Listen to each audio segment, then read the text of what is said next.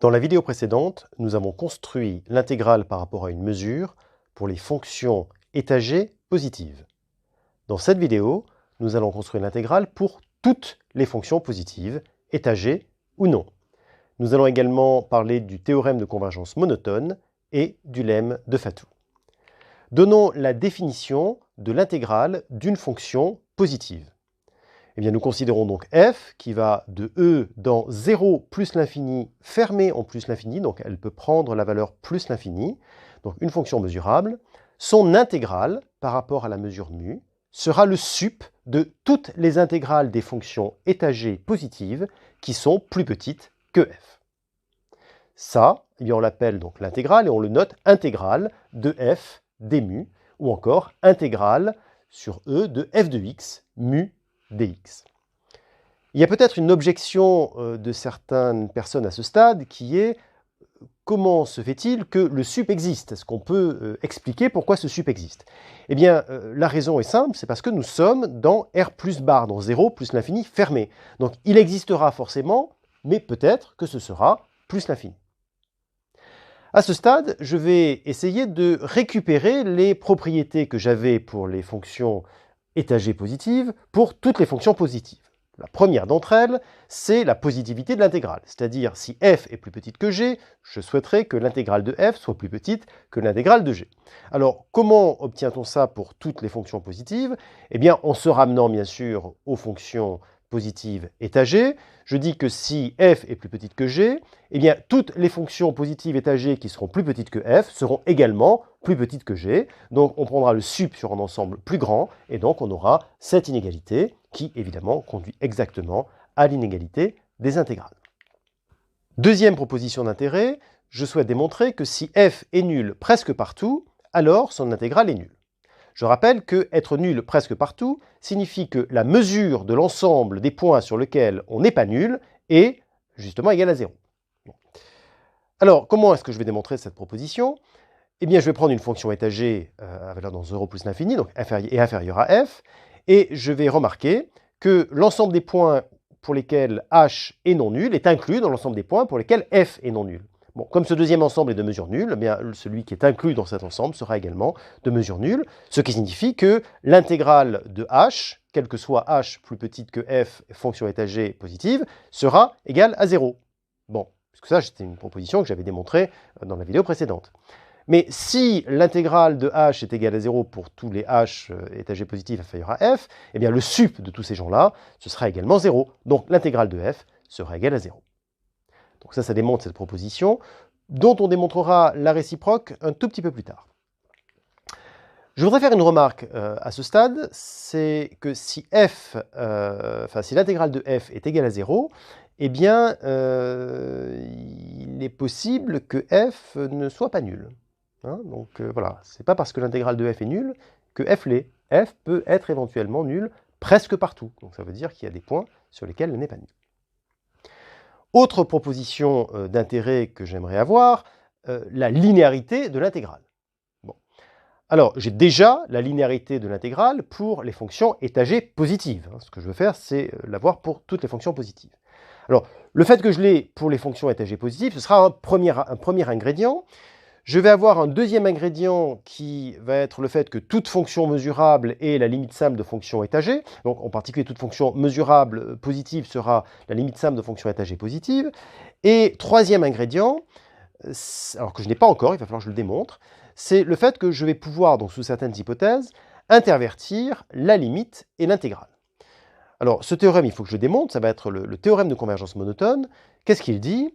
Il dit que si j'ai une suite croissante de fonctions mesurables fn, donc de e dans R plus bar, qui convergent simplement vers une fonction f, donc de e dans R plus bar, eh bien l'intégrale de f, c'est la limite de l'intégrale des fn. Démontrons-le. Pour démontrer ça, je vais commencer par établir l'inégalité dans le sens supérieur ou égal. Alors comment est-ce que je fais ça? Eh bien, je vais tout d'abord remarquer que les fonctions fn, la suite de fonctions fn est croissante, et on a démontré il y a quelques minutes que dans ce cas, comme l'intégrale est une forme positive, l'intégrale de fn sera plus petite que l'intégrale de fn plus 1. Ce qui signifie donc que la suite numérique des intégrales des fn est croissante. Bon, par ailleurs, je sais que f est mesurable, donc l'intégrale de f, par définition, c'est le sup de l'intégrale de h pour toutes les h étagées, positives, plus petit que f. Donc nous avons fn plus petit que f, et nous avons donc l'intégrale de fn qui est plus petite que l'intégrale de f. Donc j'ai deux choses, j'ai d'une part la croissance de cette suite numérique, et d'autre part le fait qu'elle est bornée. Bon, une suite croissante bornée converge, et par ailleurs, elle converge vers une valeur qui est plus petite que sa borne. Donc ça veut dire que j'ai l'inégalité, la première inégalité que je voulais avoir. Regardons la deuxième inégalité. Pour obtenir la deuxième inégalité, je vais prendre une fonction étagée positive, plus petite que f. Je vais la décomposer avec sous forme de fonctions indicatrices, comme on l'a fait pour calculer, comme on le fait régulièrement, je dirais. Et puis, je vais prendre un a, compris entre 0 et 1, strictement. Et chaque fois que je prends un entier naturel n, je vais définir l'ensemble EAN, qui est l'ensemble de tous les x de E, pour lesquels a fois hx est plus petit que fn de x. Bon, alors ça, comme fn et h sont mesurables, EAN sera également mesurable, et j'aurai l'intégrale de fn par rapport à la mesure mu qui sera plus grand que l'intégrale de a fois h fois la fonction indicatrice de EAN. Bon, si j'ai ça, je vais donc avoir que l'intégrale de fn sera plus grand que la somme pour i variant de 1 à m de alpha i fois la mesure de ai inter EAN. Oui, mais fn est croissante, donc ce qui va se passer, c'est que EAN va être inclus dans EAN plus 1. Et par ailleurs, je prétends que chaque fois que chaque fois que je prends un x dans E, il sera forcément dans un EAN. Pourquoi? Parce que si je suppose qu'il n'est pas dans la réunion des EAN, ça veut dire que pour tous les n, AH sera plus grand que Fn, mais si c'est le cas, ça veut dire que AH est plus grand que F. Donc dans ce cas, je vais avoir le fait que h de x est strictement supérieur à AH de x, puisque A est compris entre 0 et 1 strictement, qui lui-même est supérieur ou égal à f de x. Alors vous voyez, il y a une contradiction, puisque je ne peux pas à la fois avoir h inférieur ou égal à f et h de x supérieur strictement à f de x. Donc comme c'est une contradiction, ça veut dire qu'un tel x n'existe pas, et donc que la réunion des EAN, c'est E. Donc voilà les trois éléments que j'ai, et les deux derniers vont me permettre de constater que AI inter EAN est inclus dans A inter EAN plus 1, et que AI, c'est la réunion des AI inter EAN. Bon, avec ça, j'obtiens que la limite de la mesure de AI inter EAN, c'est la mesure de AI. Donc ce que je vais pouvoir faire, c'est faire passer à la limite cette intégrale. Et quand je fais passer la limite à l'intégrale, voilà ce que j'obtiens. Donc à gauche, j'obtiens la limite de l'intégrale des Fn. Et puis à droite, eh bien, chaque mu est passé à la limite. Vous remarquez au passage que j'ai une somme finie ici, donc il n'y a aucune difficulté. C'est une somme de m mu qui passe chacun à la limite tranquillement lorsque n tend vers plus l'infini.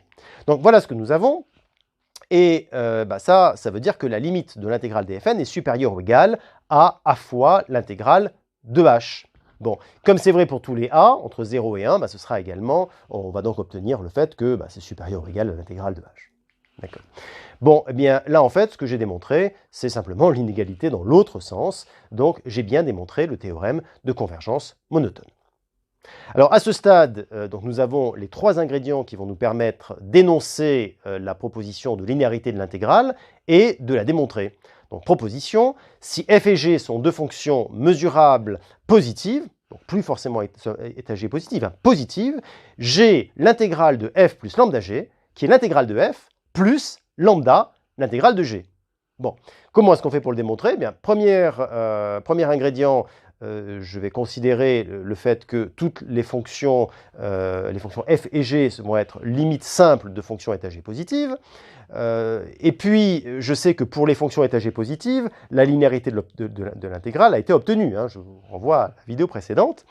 Et bien maintenant, je fais passer tout le monde à la limite. Et je fais passer tout le monde à la limite puisque je peux appliquer le théorème de convergence monotone, ce qui me donne exactement l'inégalité souhaitée. Alors, une autre proposition qui est vraiment cousine de celle-ci, mais qui va être extrêmement importante dans la section 4 de ce chapitre. Quand on va faire les mesures à densité, cette proposition est cruciale. Qu'est-ce qu'elle dit, cette proposition? Elle dit que je peux intervertir l'intégrale et la série. Bon. Alors, comment est-ce qu'on fait ça? Eh bien, simplement, à nouveau, en appliquant le théorème de convergence monotone, mais cette fois-ci aux sommes partielles. Donc, je considère les sommes partielles, j'applique le théorème de convergence monotone, et j'obtiens directement le résultat que je souhaitais obtenir. Encore une proposition d'intérêt, la proposition suivante qui s'appelle l'inégalité de Markov. Donc, je prends une fonction f qui va de e dans 0 plus l'infini fermé, donc 0 plus l'infini étant une valeur possible. Eh bien, pour tout a positif, strictement, la mesure de l'ensemble des points pour lesquels f sera au-dessus de a est une quantité qui va être majorée par l'intégrale de f divisée par a. Bon, alors, comment est-ce que ça se démontre? Eh bien, très simplement, en une ligne, je prends a qui est l'ensemble des x tel que f est supérieur ou égal à a, donc l'ensemble dont je veux calculer la mesure. Eh bien, je vais avoir f qui va être plus grand que a fois la fonction indicatrice de grand A, par une définition de grand A, ce qui entraîne que l'intégrale de f est plus grande que l'intégrale de a fois la fonction indicatrice de a. Mais il se trouve que ça, par définition, l'intégrale de la fonction indicatrice de a, c'est la mesure de a. Donc vous voyez, c'est une inégalité qui est extrêmement simple à obtenir. Alors, proposition suivante, si je prends une fonction f qui va de e dans 0 plus l'infini, fermé en plus l'infini, j'ai équivalence entre f égale 0 presque partout et l'intégrale de f égale 0. Alors, je vous rappelle d'ailleurs que le sens direct, on l'a déjà fait tout à l'heure, on l'a énoncé. Alors, ce qu'il convient de faire donc, c'est la réciproque. Donc la réciproque est vraie, on vient de l'énoncer, on va la démontrer. Comment je fais? Eh bien, je vais prendre l'ensemble des x tels que f de x est supérieur ou égal à 1 sur n, et je vais regarder la mesure de Bn. La mesure de Bn est plus petit que 1 sur n fois l'intégrale de f, c'est Markov, qui se trouve être nul. Bon, alors si j'ai ça, ce qui va se passer, c'est que comme Bn est inclus dans Bn plus 1 et que la réunion de Bn, c'est l'ensemble des x pour lesquels f de x est non nul, je vais obtenir que la mesure de l'ensemble des points où elle est non nulle, c'est égal à 0. Donc ça démontre bien que f est nul presque partout. Encore une proposition, si je prends f et g, deux fonctions mesurables, telles que f soit égal à g, eh bien j'aurai presque partout. Eh bien, j'aurai forcément l'intégrale de f égale à l'intégrale de g. Alors, on se dit que c'est assez naturel, puisqu'on aura envie de faire f moins g, et de dire, vous voyez, f moins g, ça va être l'intégrale de f moins g, forcément, ça marche. Oui, sauf que on n'a pas le droit de faire f moins g à ce stade, puisque nous n'avons le droit de traiter et d'intégrer que des fonctions positives. Donc, il va falloir être un petit peu plus astucieux. On va faire f moins min de fg, ça, c'est bien égal à 0 presque partout, et c'est positif, forcément. Donc, l'intégrale de f moins min de fg par rapport à la mesure mu, ça va être nul. Donc, l'intégrale de f, ça va être cette quantité nulle plus l'intégrale de min fg, donc min fg, l'intégrale de min fg. Et de manière analogue, je vais avoir que l'intégrale de g, c'est aussi l'intégrale de min fg. Bon, donc ça veut dire que l'intégrale de f est égale à l'intégrale de g. Encore une proposition fort intéressante. Si j'ai une fonction mesurable dont l'intégrale est différente de plus l'infini, on appellera ça bientôt c'est convergent. Voilà. Donc une intégrale qui n'est pas plus l'infini, eh bien f sera inférieur à l'infini presque partout. Alors, comment ça se démontre? Eh bien, simplement en considérant l'ensemble AN, qui est l'ensemble des x tel que f de n est supérieur tel que f de x est supérieur à n, et A infini, qui est justement l'ensemble pour lesquels f de x est égal à plus l'infini, et dont on aimerait bien démontrer que c'est un ensemble de mesures nulles. Bon, comment on fait? On dit la mesure de AN, c'est 1 sur n intégrale de f, Markov. La limite de la mesure des AN, c'est donc 0. Et par voie de conséquence, comme AN plus 1 est inclus dans AN et que la réunion des AN, c'est A infini, et bien on en déduit que la mesure de A infini, c'est la limite de la mesure des N, c'est-à-dire 0. Donc, f est inférieur à plus l'infini, presque partout. Et nous allons terminer par le lemme de Fatou. Alors, le lemme de Fatou dit que si j'ai une suite de fonctions mesurables, alors l'intégrale de la lime inf sera plus petit que la lime inf de l'intégrale. Bon. Alors, comment est-ce que ça se démontre? Eh bien, en fait, ça se démontre en appliquant le théorème de convergence monotone à la suite inf de fm pour m supérieur ou égal à n. Donc, l'indice de la suite, c'est n. Eh bien, cette suite, forcément, est croissante, donc le théorème de convergence monotone s'applique, et on obtient que la limite de l'intégrale de ce inf va être égale à la limite l'intégrale de la limite des inf, donc très bien, mais ça c'est juste la lime inf. Bon. Et puis par ailleurs, dès que p est supérieur ou égal à n, eh bien l'intégrale du inf va être plus petit que l'intégrale de fp. Donc on va en déduire que l'intégrale du inf dfm sera plus petit que l'intégrale de fp. Bon, eh bien ça veut dire que la limite de l'intégrale dfm sera plus petit que la lime inf de l'intégrale dfp, ce qui me donne essentiellement le résultat attendu pour le lemme de Fatou.